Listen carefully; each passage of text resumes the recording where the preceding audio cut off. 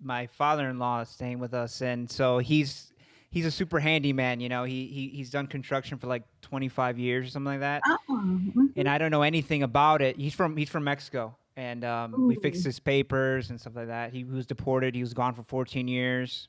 Oh, Destroyed his family. Destroyed his life, and we're just trying to of help course him it did. rebuild. Hmm. And but anyways, long story short, he's showing me how to work a hammer, how to work a saw, how to Oh, nice. we just put in new floors. Now we're putting in the moldings. We're gonna paint. We're gonna redo two of the bathrooms. All stuff that's That's awesome. completely out of my range. So Well, now you have a fallback position, right? I mean, or maybe you've done some I've always felt construction. insecure of just being a really good writer. Like when Yeah. you're a kid, they tell you, oh, if you're just really smart, you'll be fine. And then, sometime when you become an adult, you realize, oh, well, being smart actually doesn't cut it. You kind of have And to have, no, it doesn't put food on the table. yeah. There are a lot of smart people sitting in ICE detention right now. Right. I think about that An all the awful lot time. of people. As an American, Yeah. being, we're born in America. We're just so I've said this on the past episodes. We're just so lucky to be born in this country. Like, because Mhm. I couldn't be doing this podcast. You couldn't write books. You couldn't direct documentaries. I mean, you could, but Mhm. if you were in Honduras, Yeah. the chances of you directing a documentary are slim to none, right? Right. Right. Anyways, first I want to welcome you to the podcast. I mean, we've been Thank Facebook friends for you. a while. I don't know. We'll get into that how we became Facebook friends, but introduce yourself to everybody. Tell everybody what you do. So, my name is Ellin Jemerson. I am I am a filmmaker slash uh, advocate, particularly for undocumented people, but for laboring people, working people generally, more generally. Um, I'm a historian by education. I have a doctorate in U.S. 20th century U.S. cultural and intellectual history, and some people know me because I officiated at the first legal same-sex wedding by a Baptist minister in the country, as far as we know. I don't know how far that extends, but anyway, so Those are things I didn't and I know write, anything I about you. write. I didn't know you were a filmmaker. I didn't know you had officiated the first Southern Baptist. You were the first Southern Baptist minister to administer same-sex marriage. The interesting thing about that, the more you pull on a string, the more interesting it gets. They were black lesbians from Birmingham. Yeah, That's even yeah, I that's even know. crazier. Um, and Well, that story went like all around the world. I mean, people in Italy read about I that. must have seen the photo and didn't know you at the time. Didn't know. Yeah. So, I mean, I think we had it all. I was a Baptist minister. I am a Baptist minister. The couple were African Americans out of Birmingham. We're all from Alabama. That also was a block, a box to tick. And I had on this gorgeous rainbow colored scarf, and Yeah, I I saw the really photo. think it was a scar sort of brought it home. Yeah. No, I think you said in one of the, I think on your website, you're like, yeah, the journalists had a field day with that image, Yeah. they loved it. Um, I don't know. So where do you, I guess we'll start with, you sent me, well, how did we become Facebook friends? I mean, I guess I share a lot and you must have found me somehow. Um, Well, I had sent a piece to Latino Rebels. oh, there you go. And I It edited was it. And you edited it, and I probably sent you a Facebook friend request, but it may have been the other way around. But Yeah. I was really interested in, I really appreciated how you edited it, and so that was it was so cool. I'm still so proud of that. Yeah. That Latino Rebels piece is right up there with the second cooler in terms of things I've done that I'm proud of. Yeah. I mean, But I still don't hear people talking about that. I don't know if you remember, but it had to do with, I think the title was Time to Break Silence, and it had to do with Hillary Clinton's uh, implication in the illegal coup d'etat in Honduras, and the fact that Berta Cáceres specifically pointed to her as being so responsible for the downward spiral into poverty that Honduras was being pulled out of by Manuel Zelaya, and also persecution of LGBT people. Femicide became, just such an issue. So anyway, I'm very proud that I put that together and that Latino Rebels published it. I mean, we were proud to. I mean, as an editor, even to this day, but it started at Latino Rebels. Maybe started before when I was at Osama. It's always been my thing that if you write well and you're arguing honestly and earnestly, then I will publish it, even if I disagree with it. Yeah. If you're writing well and you're bringing facts and you're bringing good arguments, I'm going to publish it because it's just interesting. Yeah. Mm-hmm. But yeah, I mean. And nobody's talking about it. You're talking to a writer who's written so many things over the years, and the only thing that people remember is the Latinx thing.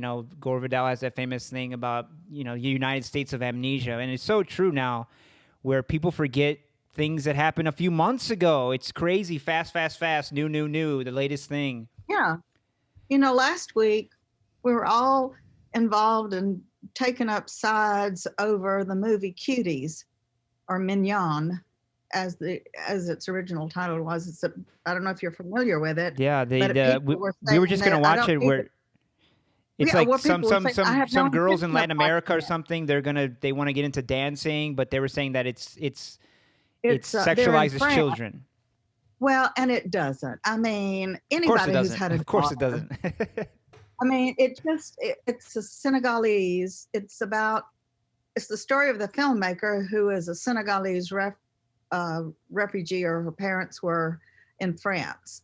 So they're all trying to deal with coming of age. They're trying to deal with social media and what can happen to you and there was no nudity. There were no sexual, really. So last week we were all like, it's the end of women's rights. This has got to stop.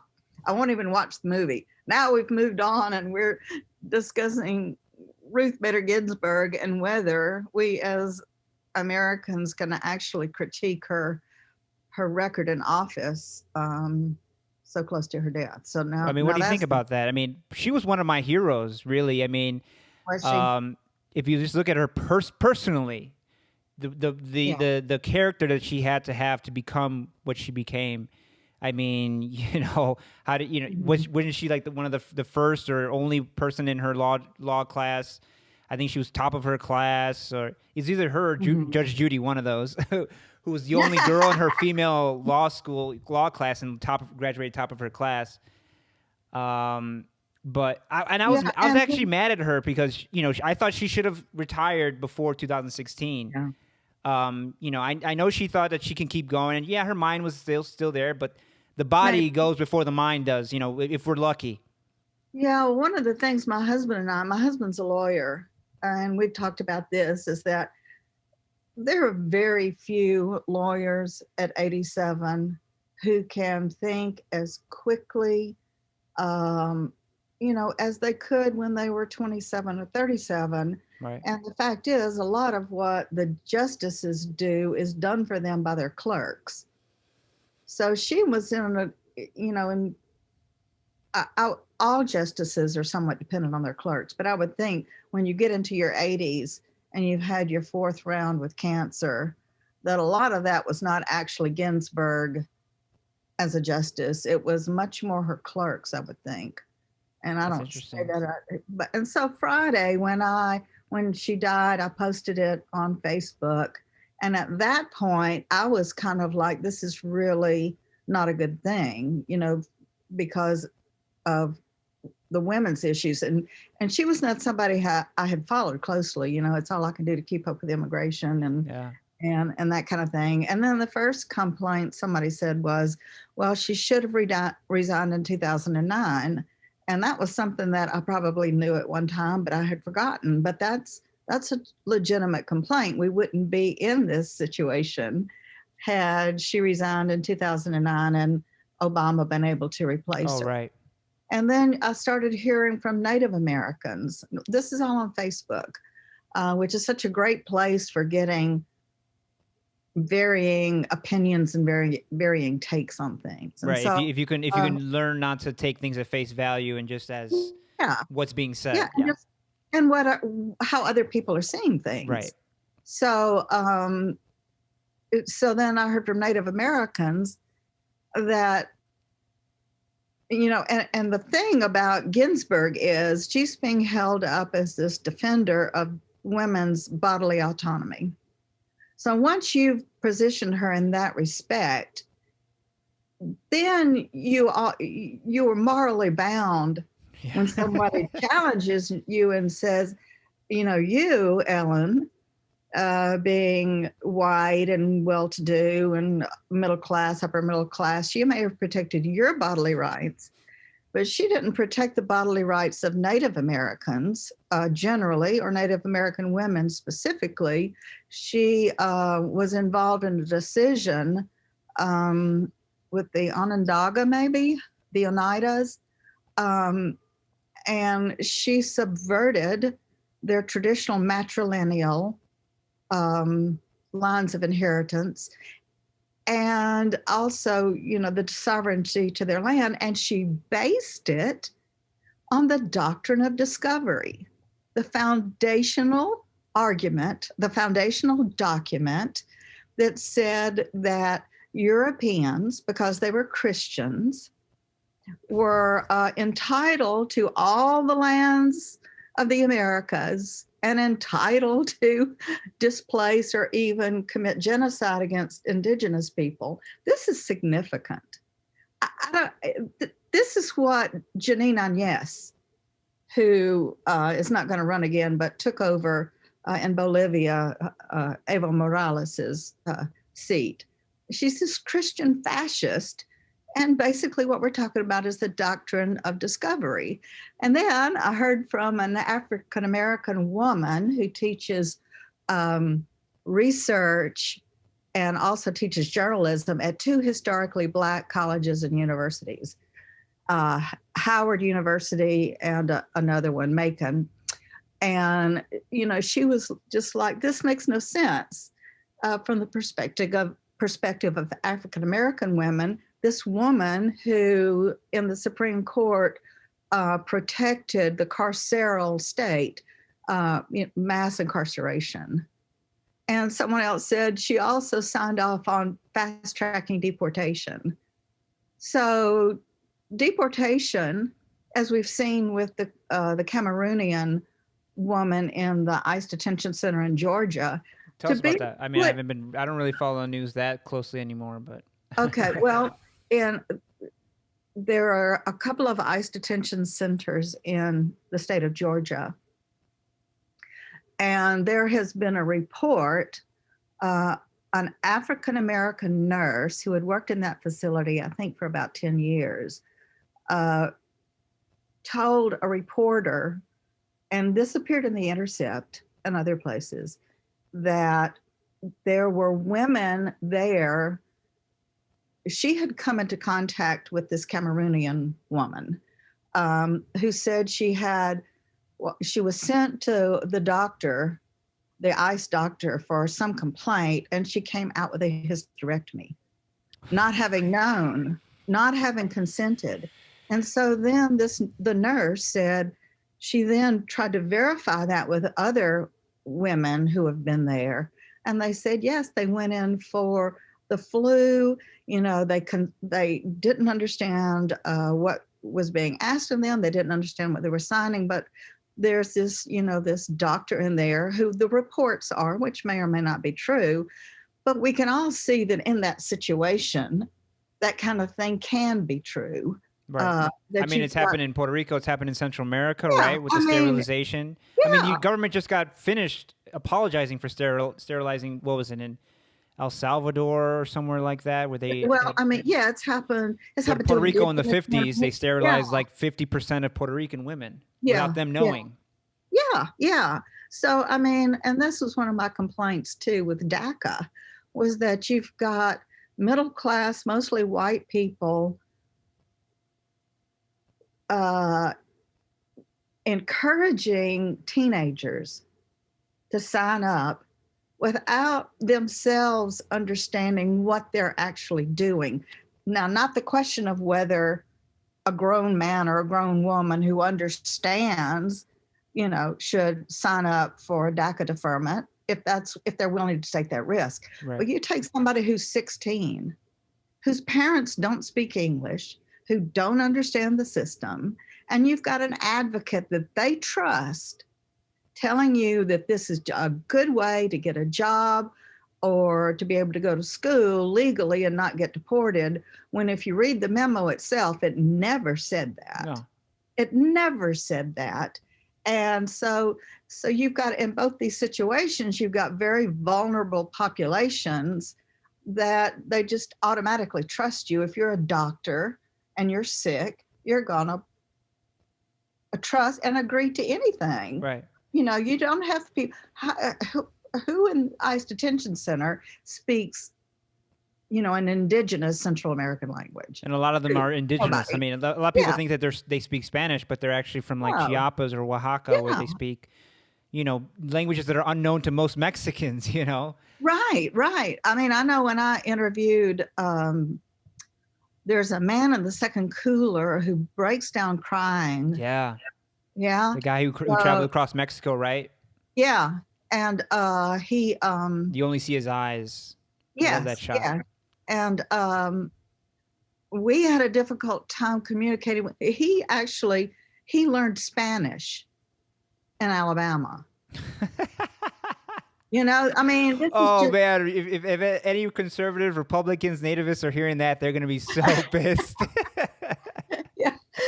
So, I mean, and so the man who was interpreting for me, of course, I couldn't understand a word. Right. Because of his accent. Sometimes I can follow people, whose accents are sort of. But he's indigenous, speaking with Spanish with an indigenous accent. Yeah. So the man who was interpreting was from Puerto Rico. And he would have to have the man say it 2 or 3 times. And, I found when I was translating it, and I had help, but I was tracking some of it once I knew the story. Yeah. And he was, he had a non-Western way of telling a story. He would tell it in loops and circle back and come back. And he would refer to his niece as his niece, and then she was the girl.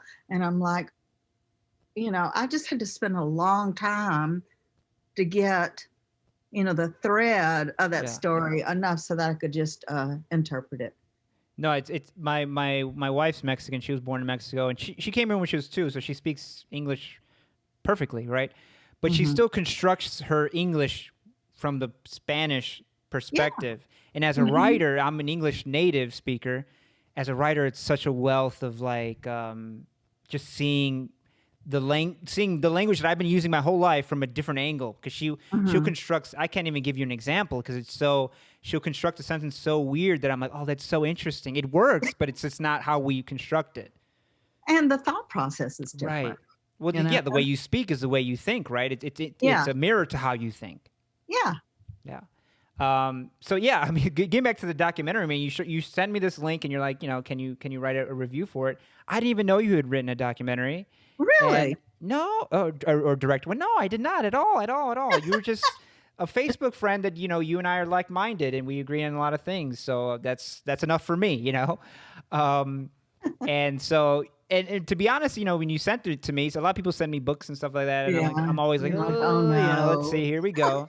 How am I going to say something nice? Because I know I'm going to hate it. And I get a lot of requests for reviews. And what I do is, if I don't like something, I just don't review it, because there's no point in writing a bad review, period. And even if it's for a friend or anybody, but it's just no point. Why are you going to spend time saying why you hate something?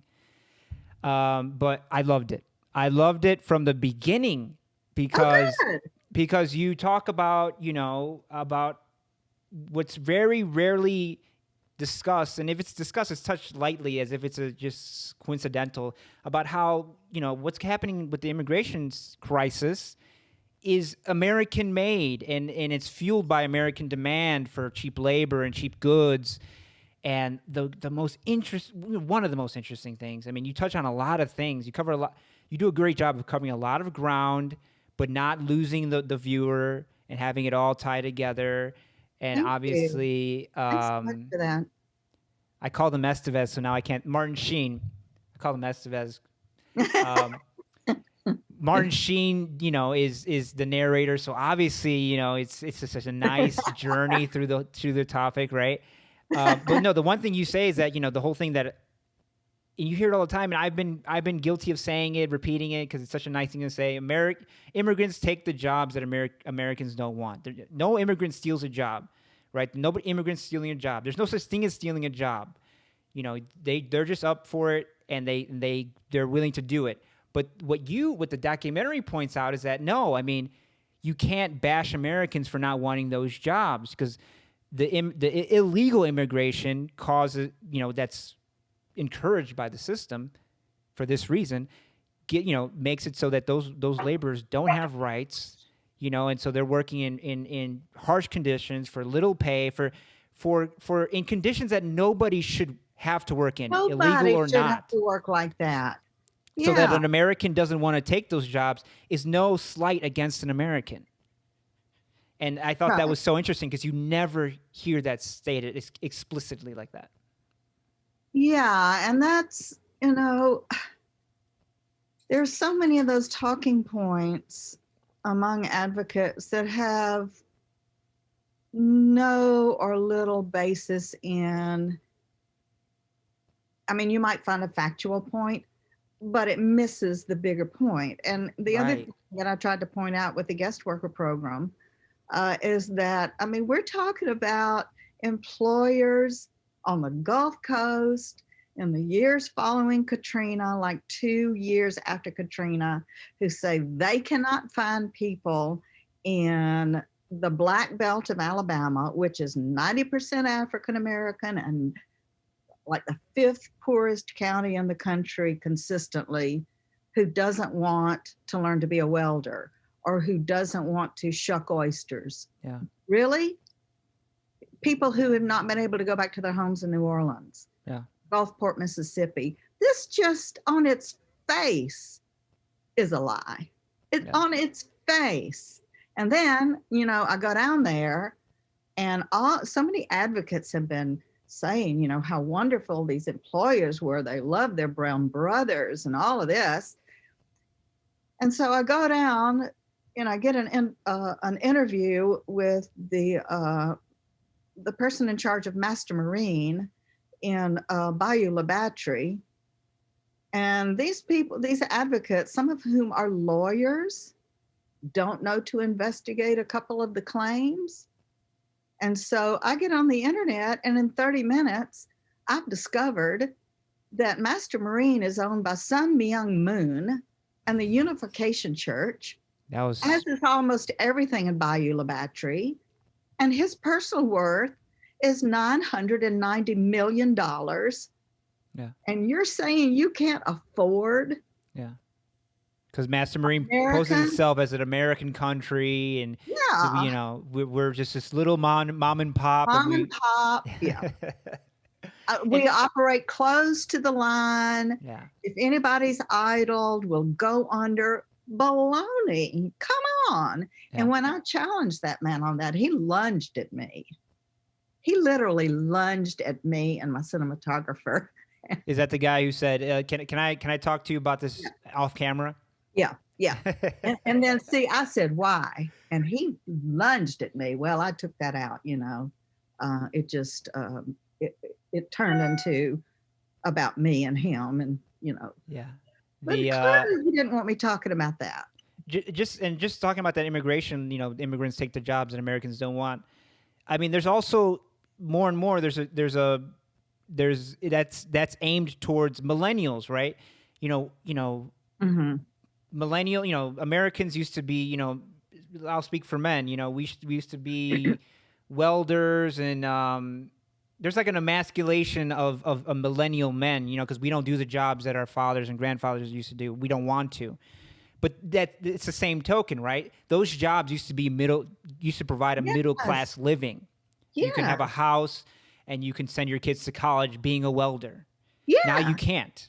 You can barely feed yourself. No. And, that has so much to do with NAFTA and CAFTA. Yeah. All the free trade agreements, which, The documentary does a great job too of really explaining how what NAFTA did to Mexico and to Central America and why they're coming here. Like why? Because you see this, and you're what, seeing the how, surge in the recent decades, right? And so that yeah. it's really NAFTA and CAFTA, which is the same thing, but Well, NAFTA. and what I tried to point out too is that CAFTA had that same, those free trade agreements also had their impact here. And so I had to boil it down and turn it into a shorthand and used Fort Payne, Alabama, which was very handy because I could get there to film, and also because it was the representative there who cast the deciding vote Yeah. after Bush. I don't think I got into all of that. I had to take it out. But Robert Adderholt, George Bush had invited him to the White House. They were stuck half and half, the votes, 50-50. And so he invites Robert Adderholt up there. And Robert Adderholt, of course, Fort Payne prided itself on being the sock capital of the world at that time. It The was what a capital? sock. Which is what? Socks like you put on your feet. I thought you were saying sock. I'm like, okay, No. socks. The sock capital of the United States? The sock capital. Yeah, I even have a little sign in the movie. But they, back in the day, 20 years ago or 30, if you pulled out your T-shirt, the label, it would say, well, now I've forgotten them, but it would have Alabama footwear, for example, would be the label. Now I bet the T-shirt you've got on says Gildan. So Gildan comes in and shuts down. Yeah, I know. It's like everybody First time wearing the shirt, and I just pulled the tags off. So I think it did say Gildan. And it says immigrant made. Immigrant made. Yeah, this is from a company that supports food vendors.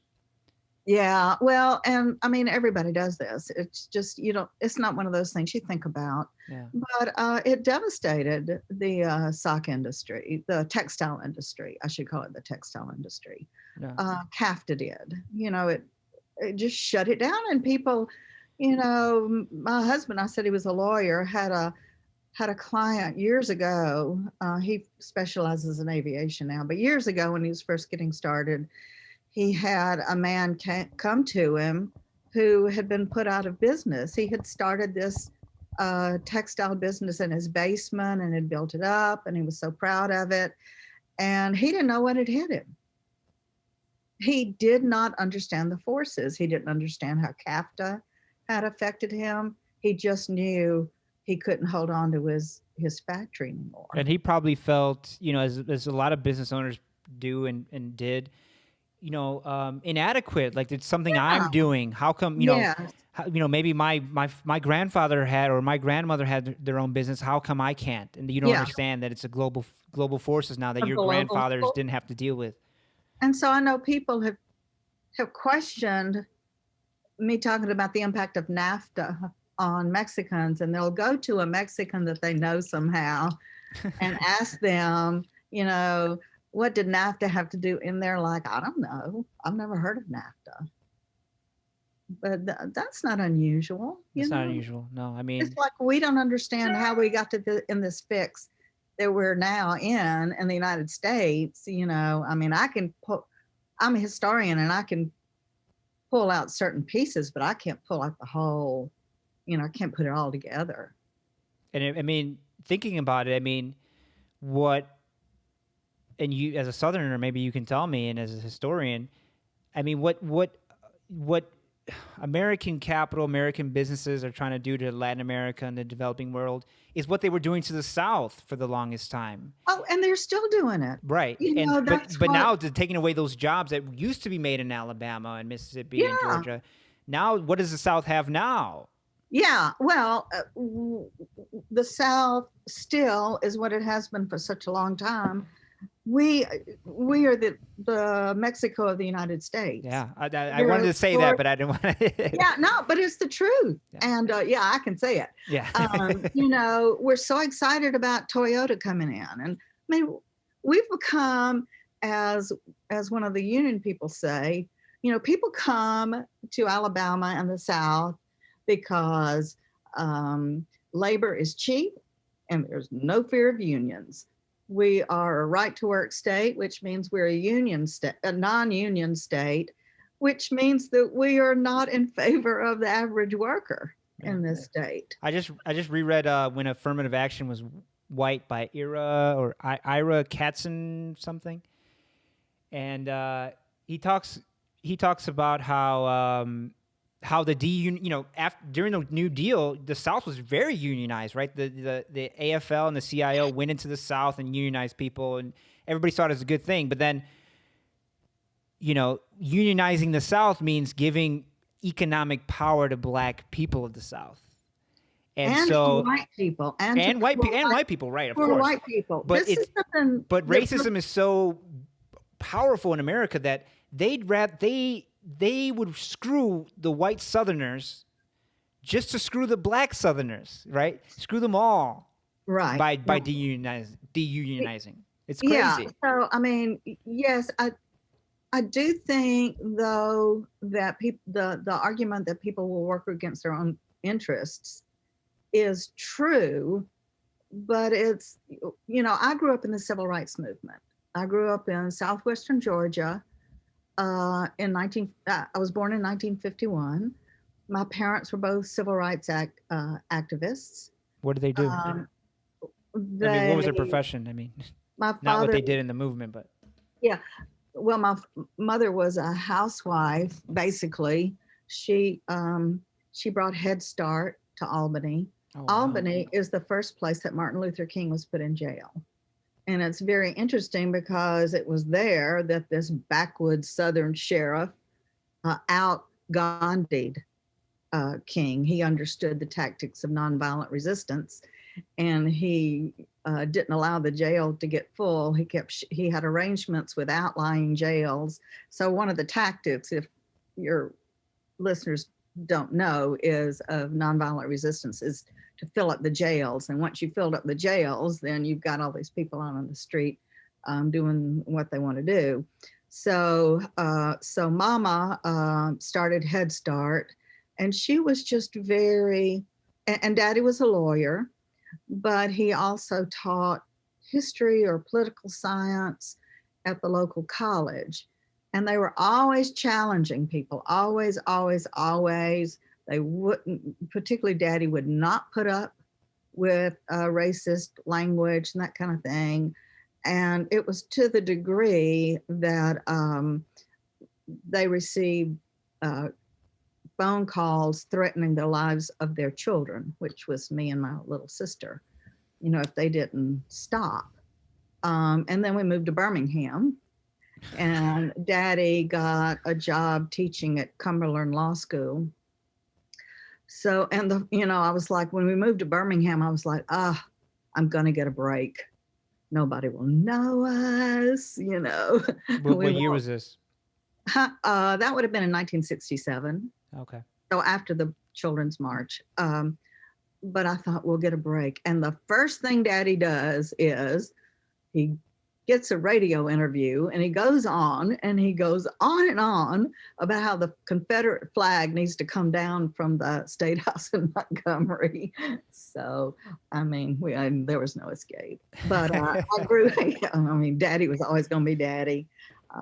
It's a character thing, right? I mean, mm-hmm.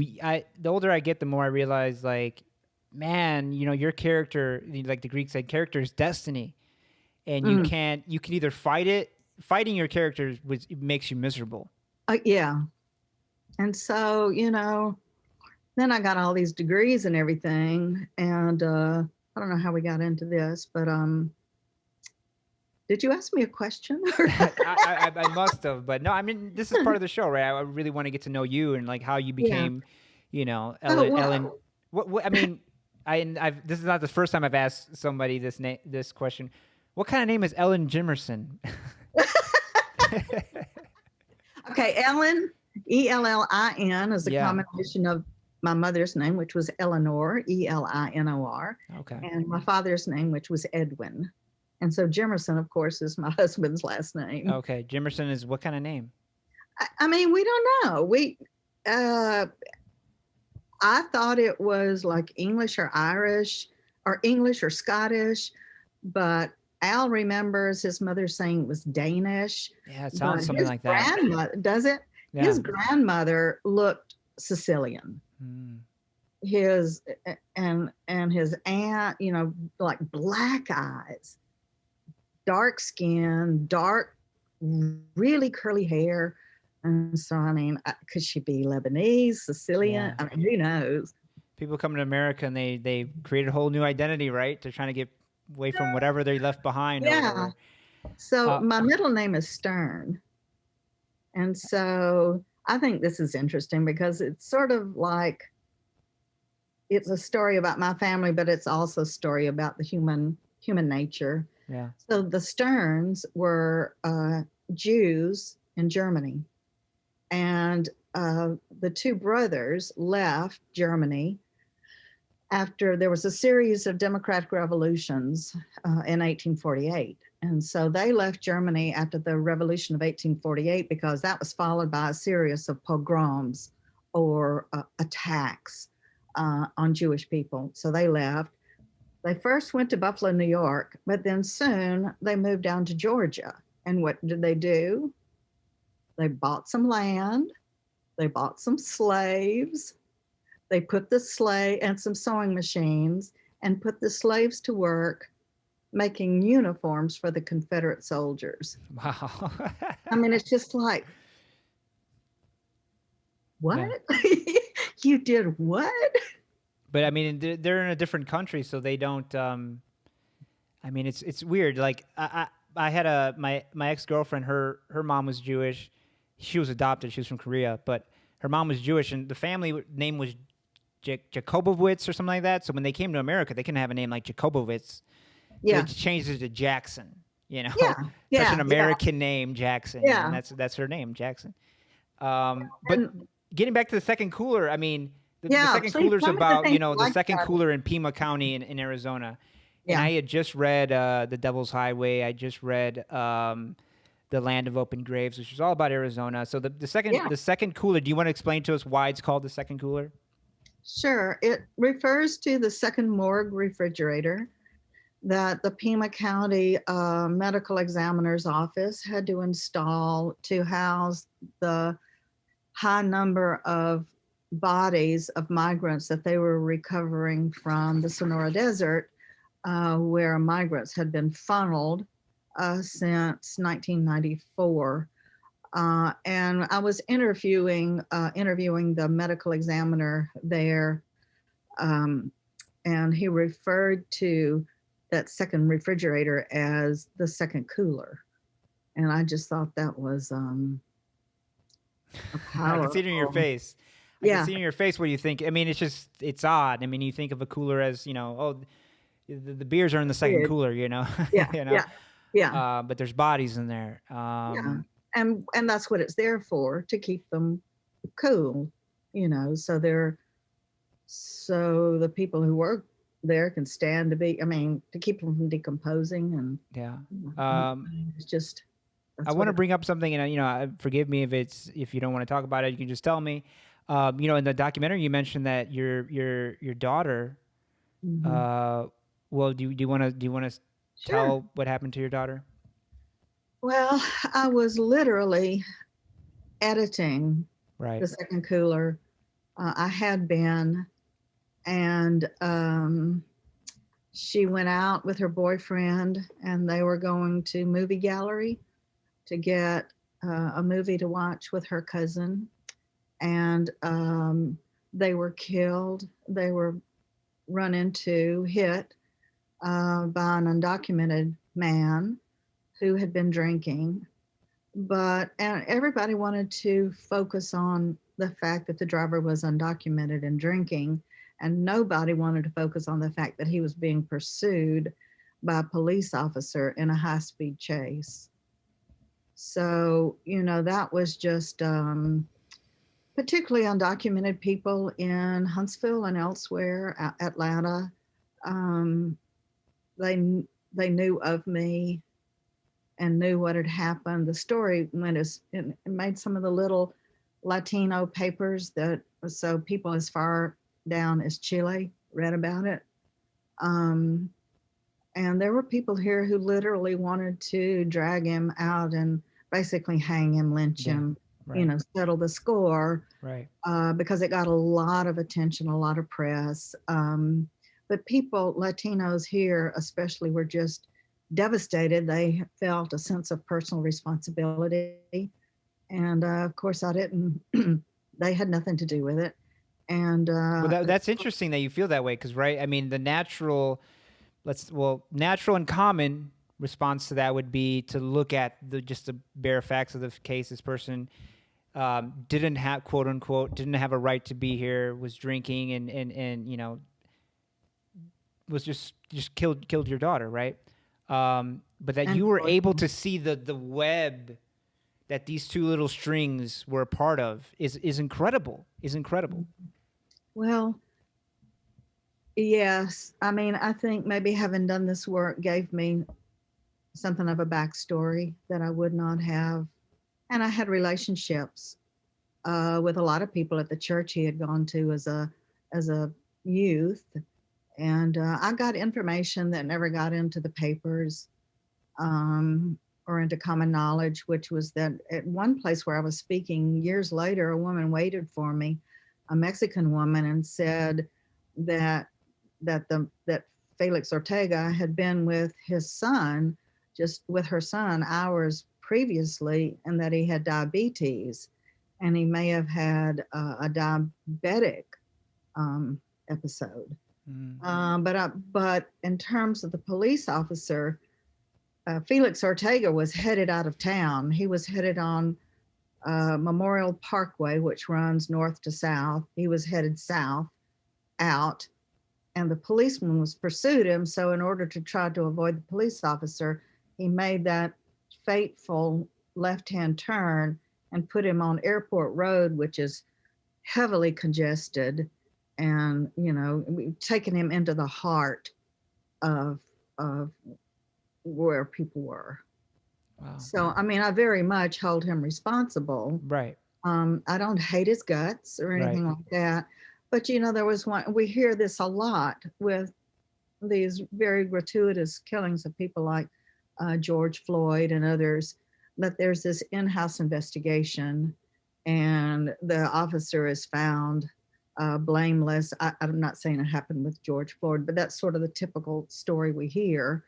And that's what happened with her too. And he uttered the magic words, which I later learned from other people who have had similar experiences. He said he backed off. So the fact that he backed off somehow absolved him, even though Who backed my off? daughter and her boyfriend are dead. The cop backed off? That's what he said. But he also said to the reporter, one of the reporters, that he was just so puzzled that the faster he drove pursuing Ortega, the faster Ortega drove. How is that puzzling? That's I mean, logic in my mind.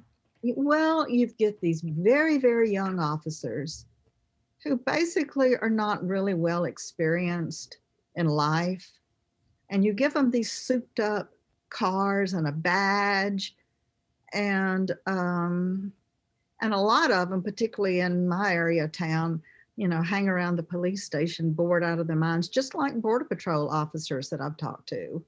They're out, I go out there in the Sonora Desert, and go up to a gate with Mike Wilson, and we're suddenly surrounded by Border Patrol, and and they say basically they're bored. They're bored out of their minds, so they're waiting for something to happen, and then you get that adrenaline in there that And now they got all these like you're saying, souped up cars and equipment.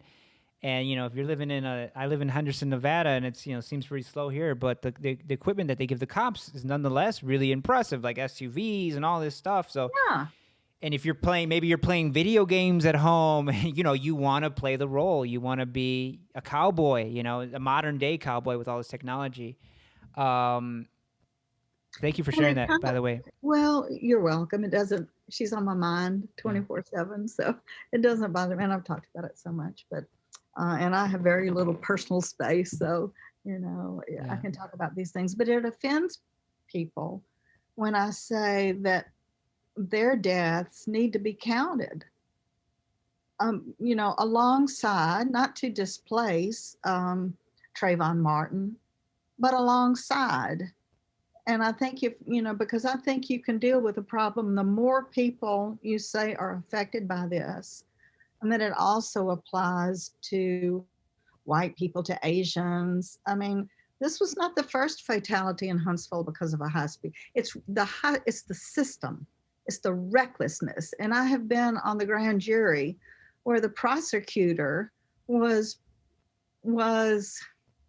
not praising, but was joking with an officer in an encouraging sort of way about, the thrill of being with him when he's engaged in a high-speed chase.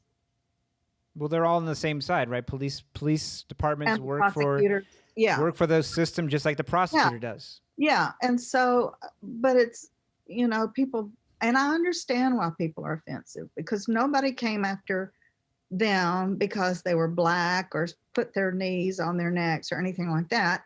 But it's the entire system that tolerates and encourages this kind of recklessness and this kind of hyper masculinity and militarizes them. Yeah. And, so, I mean, I think that they should be counted among the lost to our militarized police system. I'm going to say something that's going to be kind of like a segue into what I want to talk to you next about is theology, Christianity. Oh, okay. Yeah.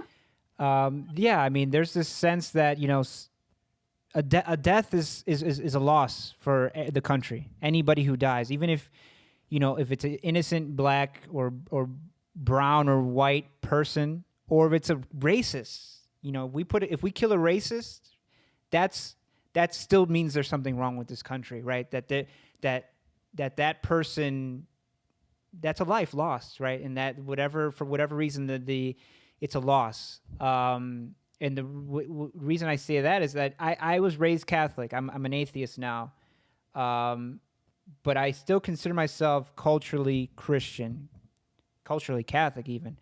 And I've called myself a Christian atheist anarchist. I believe, and maybe you have degrees in theology, so I think that that Jesus was an anarchist. I mean, there's the whole Tolstoy talks about it, or the whole give unto Caesar what belongs to Caesar and give to God what belongs to God. That was a trick question. What was the trick question? He says to the people, whose face is on the coin? Right. And so Caesar's face. Caesar's face is on the coin. Right. What belongs to Caesar? The coin, money. Yes, and what belongs to God? All of that. Right. It's a trick question, and that the answer is it all belongs to God. It all belongs to people. Which is why I think to me that sounds anarchist. I mean, in anarchy, not in like burning down buildings and yada yada. Right. I'm talking about anarchy in individual rights and community of individuals. Right. And not having this, I mean, yes, I completely see that and have no disagreement. I agree with it. Of course, it depends on how you define all these things. Right. But I think the central theme of the Bible and what I've studied, I went to divinity school because I had become interested in liberation theology as it comes out of Latin America. You described liberation theology as reading the Bible through the lens of oppressed peoples and looking at oppressed peoples through the lens of the Bible. Yeah. Which I think, I mean, is that how you would just in a nutshell explain, I know about liberation theology just through learning about history in Latin America, right, especially, but explain what liberation theology is. Just that. It has to do with, and so the central theme of the Bible, according to the liberation, which is also a good historical reading of the Bible. If you read historians like Richard Horsley, it begins to make a lot of sense. But the central theme of the Bible is that God is not Pharaoh. God is not Caesar. God is not the kings. They do not coterminate in this one place, that this is a lie, that God is opposed to Pharaoh, hence the parting of the waters at the Red Sea. God is opposed to Caesar, hence the resurrection. And I think a lot of people who are so culturally Western and we're so Or culturally Catholic or Christian, you know, Father in heaven, Father in your family, Father in the church, government is the Father, right? yeah, You know, right. And so, wherever you find oppression, you're finding not God, according to the Bible. Now, that doesn't mean that Jesus was a feminist. I mean, that's just so out of historical context. But I think if you look at, say, the Sandinistas in Nicaragua. Nicaragua, of course, is a machista society. It was and still remains. But you've got women who who commanded one or two of the fronts. Yeah. Where the action was taking place, they were commanding it. And this is not unusual, So I think if you, so I read about Nicaragua, which is about what I've read the most, and I've also published on that. So I go back and I, read about Mary and Martha and all of this, and I'm thinking about these women whose names I've forgotten, leading these fronts, and people say, well, Jesus must have been a feminist. He was polite. He talked to women and all this. And I'm like, I think you're missing something. I think you're missing that, like Mary, the Magnificat, was saying, we're done. We're done with your power. We're done with your killing. We're done with you taking our young men. All of these kinds of things. We're done. We're not going to have it anymore. We're going to overturn you. And so, I look at Nicaragua and I say, well, yeah, that's who Mary was. Yeah. But it wasn't clear to me until I was reading Latin American history, Nicaragua in particular, and reading Ernesto Cardenal's, who was a liberation theologian who just recently died, reading how he works back and forth with the Bible and revolution. Yeah. I mean, he would say that Christ, the very appearance of Christ in Jesus of Nazareth, was an evolutionary event. It was part of the evolution of people into full humanity. The new human being. Human, like who said that? Well, I mean, Che has a book called The New Man in Cuba. Yeah, Yeah, Che Guevara and Jose Marti. Okay. Yeah. Maybe. So it was all this part of evolution. So Ernesto Cardenal, who was just brilliant, would see Big Bang and the Big Bang Theory as reinforcing the idea of the Christ event, not contradicting it, but reinforcing it, because this is all part of God's approach to the world, that it was explosive. He does an awful lot of interesting things with pregnancy and birth, that Nicaragua, during the revolution, was in the birth pangs of a new birth. They were bringing the fullness of humanity into being, where Nicaraguan men could actually live beyond the age of 16 or 17. Girls were not being raped by the National Guard. This was an evolution. So you come back to Mary in her pregnancy, Elizabeth. You come back to the woman who faces the dragon in the book of Revelation, and the dragon pursues her into the desert. I mean, how can I, having read and really been affected by all of that, not see some of that happening in the Sonora Desert, where you've got, a woman who's pregnant, yeah, giving birth to the revolution, which is a lot of what migrants are doing, and fleeing the slaughter of the innocents, and they're looking for a new sanctuary, in a foreign land. To be alive, not because they want a washing machine, not because you breathe the free air in the United States, but because they want to be alive. They want their children to be alive and not be walking in death all the time. I mean, yeah, this is just it's for me. I mean, I've read the Bible a few times, you know, the King James, but I don't. I mean, what? So as a Christian, as a Baptist, Baptist is what? Baptist means. Explain what Baptist means. Does it mean that you don't you don't you know in Baptist you accept Christ at a responsible age, like how Mormons do, maybe? Yes, yes. That you have Baptists make a decision, Which is and so good. it's very important to You're not born into it. You're not, you no, know. Yeah, it's on you.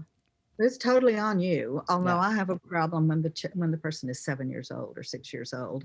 There's so much pressure there. But my girls didn't make a profession of faith until they were teenagers. How did you know, as a Baptist minister, how did you address faith with your kids when they were younger? Not much. Yeah, me We neither. just we were in church, all the time. They were in the youth programs. They were in choir. I was teaching. It was just part of life. Yeah. Which is part of life. But what Baptists have are four. They're called Baptist distinctives. One is the authority of the Bible alone. In other words, there's no priest, there's no pastor, there's nobody who can get in your head and tell you how you should believe. This is on paper, this is theoretically. The autonomy of the local church, the priesthood of all believers, and something else. And that's Um, from the Bible too, right? I mean, Jesus says, don't be like those people who want to be seen, praying in church. Wherever you kneel and pray, God is listening to you. yeah, yeah, yeah, exactly. So, I mean, it's so odd that the Baptists have come where they've come because I actually believed those things and I believed other people believed them. Yeah. But I found differently when I officiated at the first legal same sex wedding in Madison County, Alabama, wherever it was, and was very surprised when people turned on me. It wasn't so much that I had officiated at the wedding, it was that it got so much publicity. And there was an assumption people made that the whole church agreed with me. And in fact, Baptists don't agree with each other. But I thought that was okay. But we were actually disfellowshipped. We were kicked out of the Southern Baptist Convention. Wow. So, and I haven't been active since. It was so hurtful. I just got done rereading Baldwin's the Fire Next Time, and he talks about he became a minister when he was 14, and he knew the whole time he was faking it. Kind of like, I don't know if you saw, I'm sure you did. You saw how Mother Teresa said that she hadn't felt the Spirit in her life for the past 50 years. Even when Yeah. she gave communion, Mhm. she felt a void there. Yeah. And he describes church as full of hate, Yeah. self-hate, and fear. And maybe not as a Baptist, but as a Catholic, I Yeah. gotta say, there's a lot of that. There's a lot of you find Judgment. that the people that smile at you at church on Sunday are Yeah. not really your friend, or don't really want you to be who you are. Really, they want you No. to be who they want you to be. And what was so odd to me is that we had several younger people in the church who were gay and out. And nobody had a problem with them working with the youth in Vacation Bible School. But it was their parents who were some of the hardest on me. Now, they love their kids, and on paper, they're not homophobic and they're not. Well, People are you said they love their kids, and as but they you're a didn't love me. parent, and you're saying that as a parent that you love your kids. I'm not saying that you don't love your kids, but Yeah.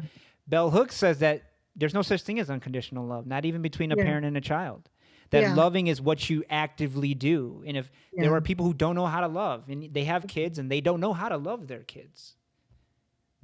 Well, the South, the Baptist Church, and I think Huntsville being an engineer town, it's a very much a conformist place where people don't want attention paid to them.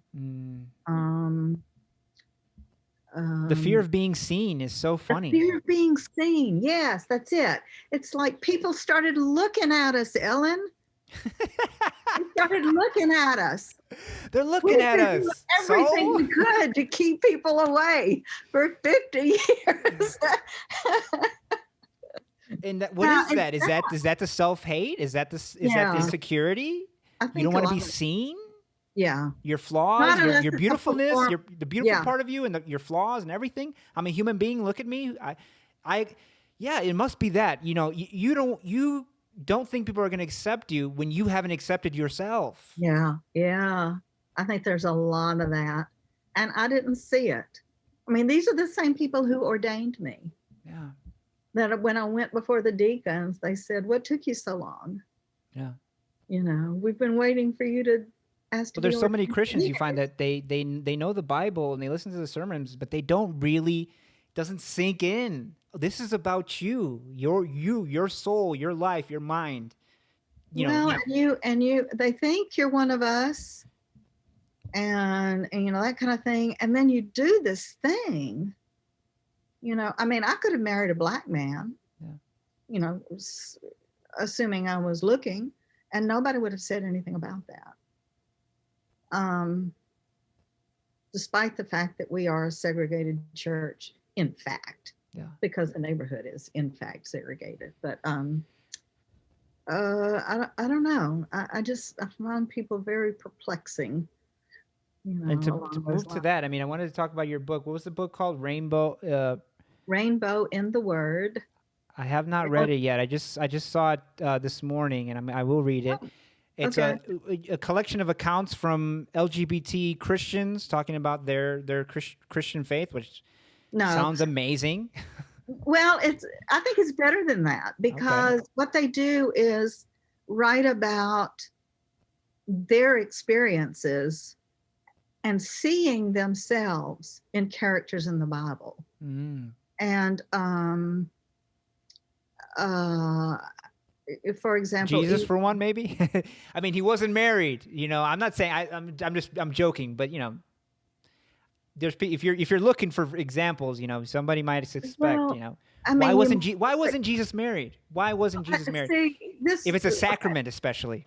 Yeah, well, Jeff Hood, he and I are sort of on the same plane. He's also a Baptist minister, but he grew up in a much different home environment than I did. Very restrictive, very judgmental, all this kind of thing. And he, flipped out of that. So his essay, which is the first one in the book, is called, I think, is God is Queer.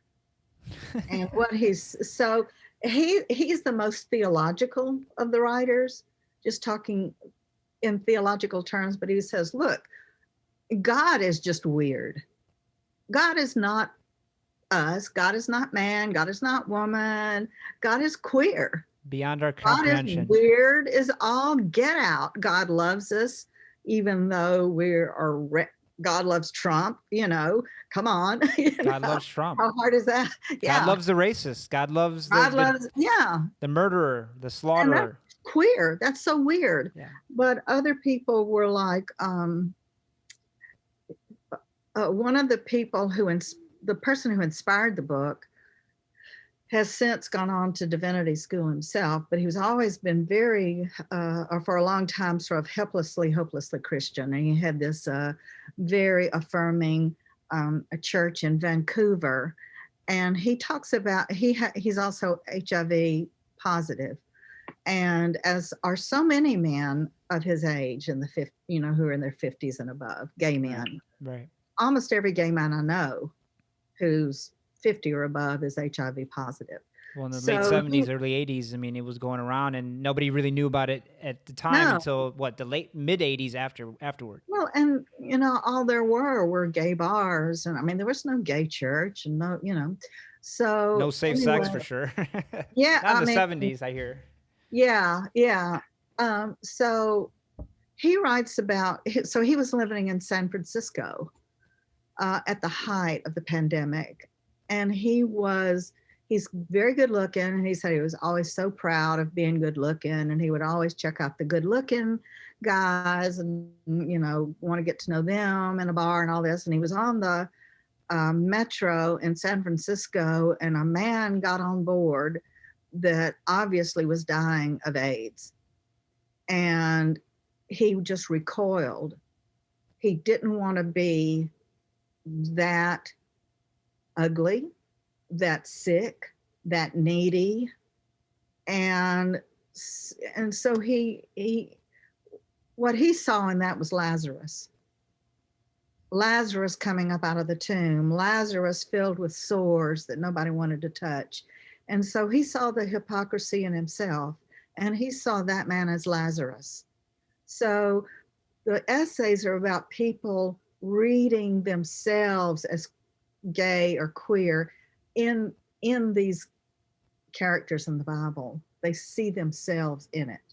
It's not about, does the Bible support or condemn homosexuality? I mean, it's a given for all of us that it doesn't. Yeah. And we don't get into that, or the writers. So I'm the only straight person involved with the book. Well, I mean, it's funny that, people, when they want to come down on homosexuality, they'll go to Leviticus or Deuteronomy.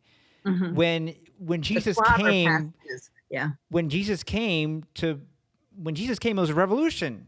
It's to get away, to tear down the temple. I'm not bringing peace, Yeah. I'm bringing a sword. Yeah. But it's, is it a, we have to admit too that most people don't have good, strong reading skills, and to be able to digest the Bible, you need to be a really good reader. Yes. And it would be very helpful if things like our history was actually taught in the schools, the history of the United States. Oh, for sure. All these kinds of things. But even as an atheist, I say that we should, maybe an English class in high school or something, teach the Bible just Mhm. as a document, right? As a, obviously there's Christians who are going to, even if there's Christian kids, they'll get something out of it, of actually reading it. Yes. And going through it. The Bible, read the Quran, read the Torah. Yeah. And some of the, the rabbinic Text, commentary. Yeah. Maimonides and all those, yeah. How can you not? So, you say you're an atheist, which is fine. And it's kind of interesting that you say that. And one of the things that I think we're on so much of a common wavelength about is, on paper, I'm not an atheist. I'm a theist. Right. And I believe in God. But to me, the question of the existence of God is an issue I have no interest in. Yeah. So no, I don't either. I mean, I did it as a young man, in my late teens, early 20s. You're rebelling against everything, and who better to rebel against than God, right? The idea of God. To me, the only issue is, what kind of God is God? Right. It's like middle C on the piano. That's the starting point, or first position in ballet. Yeah. You've got to have a starting point. So God is a starting point. Right. For then getting into, who is this God? This God is the one who says Caesar has got to go. Yeah. I mean, I call myself a Christian anarchist, atheist, because, the way I live my life is that if there is a God, this is the God I believe in, that I'm trying to live my life and be as good as a person as I can in my everyday life. Every day is a struggle to be good, to do the right thing, to make the right choices. And by the time I die, if there is a God, he better let me in. I mean, I don't, you know what I mean? Like it'll be a sad thing if he doesn't, or if he says that, oh, you don't, because you didn't believe in me, then, I mean, if your child doesn't believe in you, you still love them. you could say, I don't believe you're my mother. Yeah. I think I got exchanged in the hospital by mistake. Right. Okay. I'm still gonna make you dinner. I'm still gonna take care of you when you're sick. I'm still buy you new shoes. Exactly. That's the God I believe in, who doesn't care whether I believe in him or not. He's not that, he or she or it is not that petty, Right. What God cares about is the national security state. And that's all in it. It's all in it. The military is always showing up. There's a reason why it was a centurion who said, surely this man is the Son of God. Right. Because Caesar was making that claim that he was the Son of God. And Jesus, these are counter Caesar, counter imperial statements. I am the Son of God, and so there's a reason why the centurion, and here's a fun fact. The centurion in the Roman Empire was the only way somebody could rise from the lowest level of the empire all the way to being Caesar. Right.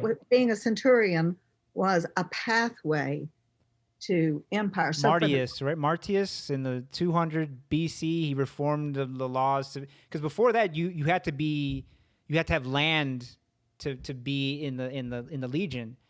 But after that, no, they opened it up to the plebes, and you can rise up. There's a funny story about you. You obviously you remember the John Wayne played that centurion, right? Where he says, "Surely this must be the Son of God."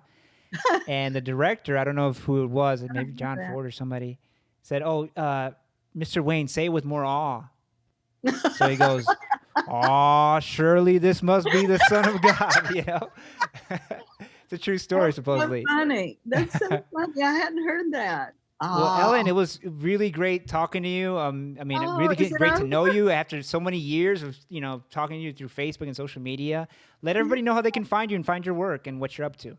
Well, you can find me on Facebook. I do have a website, but it's currently under construction, so it's down.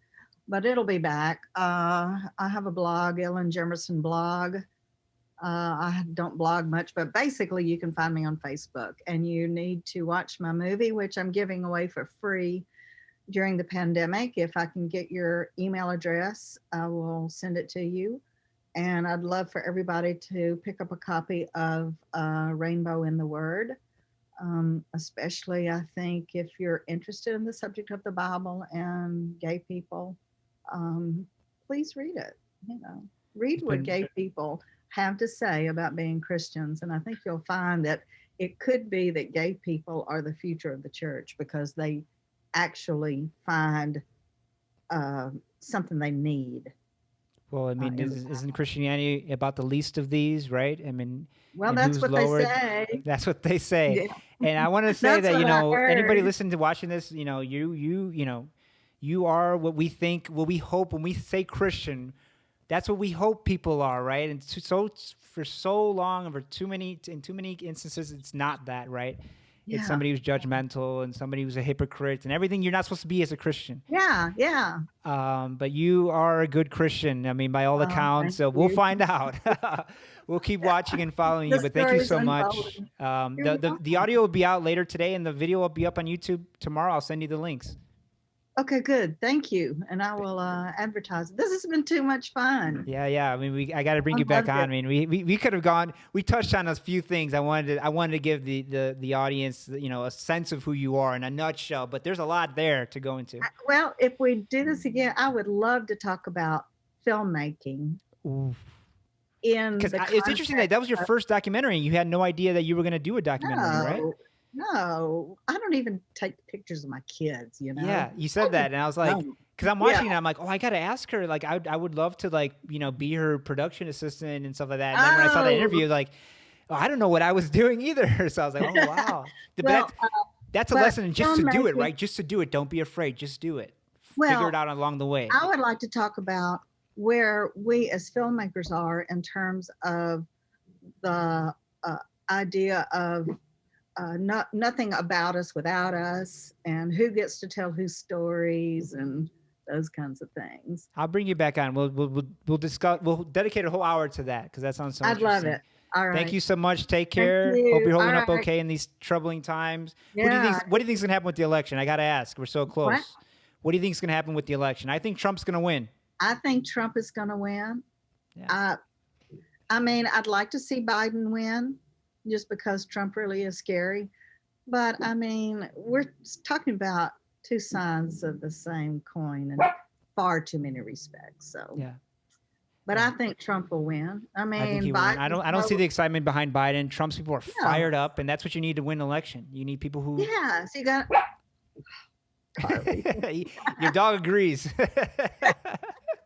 He sounds like a Trump supporter, by the way. He's so fired up. Take care. All right. You too. Bye bye. See ya.